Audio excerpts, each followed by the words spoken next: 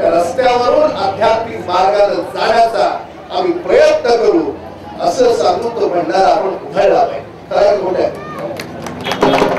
नाव घ्यायचं सद्गुरू संत बाळू मामा आणि घरी गेल्यावर बायकोला शिवाय घालते का काय उपयोग नाही म्हणणार होतो.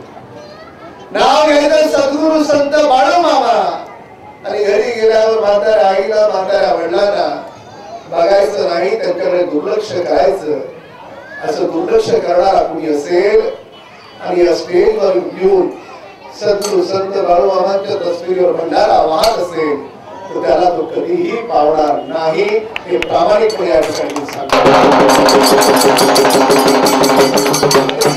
दरवर्षी तुमच्या सगळ्यांचं नियोजन बघतो. आता मी तुम्हाला सोडणार नाही. दाढीवाली माणसं मला फार आवडतात.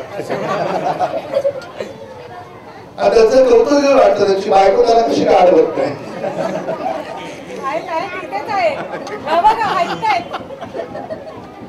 आमची बहीण आहे रक्षाबंधन येतं बघा तुमचं अर्ध कुटुंब फोडले मी.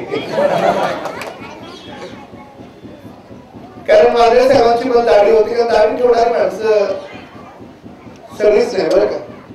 बऱ्यापैकी माणसं दिलदार मनाची असतात. मी तुम्हाला सगळ्या मंडळींना एक महत्वाची जबाबदारी देणार आहे. ती जबाबदारी कशी आपण या वर्षी घेतलाय या ठिकाणी मी हे आनंदाने जाहीर करतो. कारण काशीची यात्रा एकदा होते, हरिद्वारची वैष्णवदेवीची यात्रा एकदा होते. या कोणत्याही यात्रेला हिमालयामध्ये साधना करत असलेला साधू संत येत नाही. पण जो हिमालयाच्या गुहेमध्ये सुद्धा साधना करतो असे सगळेच्या सगळे साधू संत कुंभमेळ्याच्या दिवशी स्नानाला येतात. काही येत नाही? येतात काय येत नाही? काहीतरी कारण असं म्हणून येत असतील ना. आणि मग साधू संत जर कुंभमेळ्याला येत असतील त्याच्या पाठीमागे पुण्याईचं शास्त्र असेल तर मी असा विचार केला की कधी कधी काय होतं, शिर्डीला जायचं म्हटलं की माणूस जाऊ शकत नाही. बाजूवाली निघाली की आपण बरोबर म्हणतो ती चालले मला पण घेऊन चला. कारण दुसऱ्याच्या नादानं आपण सुद्धा जातो. म्हणून मी ठरवलं की या वेळेस माझ्या घाटकोर मध्ये ज्या ज्या बहिणीनं माझ्या मनगटावर प्रेमानं राखी बांधली त्या प्रत्येक बहिणीला तिच्या नवऱ्याच्या सोबत हा रामकदम कुंभमेळ्याला घेऊन जाणार आहे.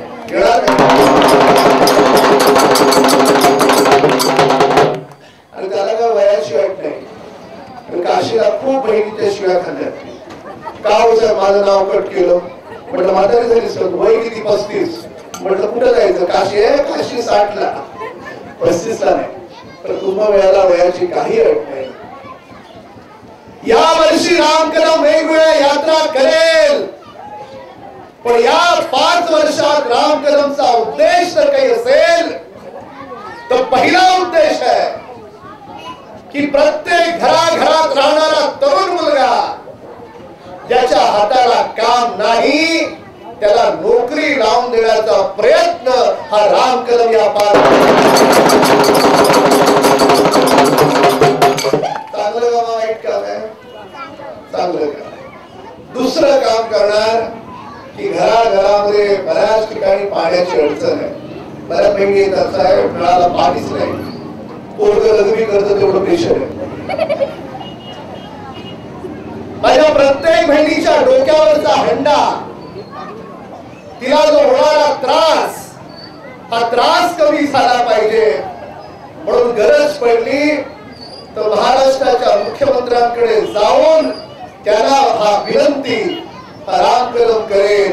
पण या 5 वर्षात जेवढं जमेल तेवढं जितकं सोयीचं होईल तितकं सोयीचं पाण्याची व्यवस्था करणं हे 5 वर्षाचं माझं सगळ्यात प्रायोरिटीचं काम. त्या 2 गोष्टीकडे माझं लक्ष आहे. गटार आहे, टॉयलेट आहे, संडास आहे, तुम्ही सगळ्यांची मी व्यवस्था केली. कुणालाही मला भेटायचं असेल तर कुठल्याही ओळखीची गरज नाही. मला ओळखत नाही कसं जावं अजिबात ओळखीची गरज नाही. कुठल्याही बहिणीला कुठल्याही भावाला मला भेटायचं असेल तर रविवारच्या दिवशी मी RCT मॉलच्या पाठीमागे राहतो. दिवसभर रविवारी घरी असतो, कुणी येऊन मला भेटा, त्याचं काम जर होत असेल तर तोंडावर हो, आणि जर होत नसेल तर तोंडावर नो म्हणणारा मी माणूस आहे.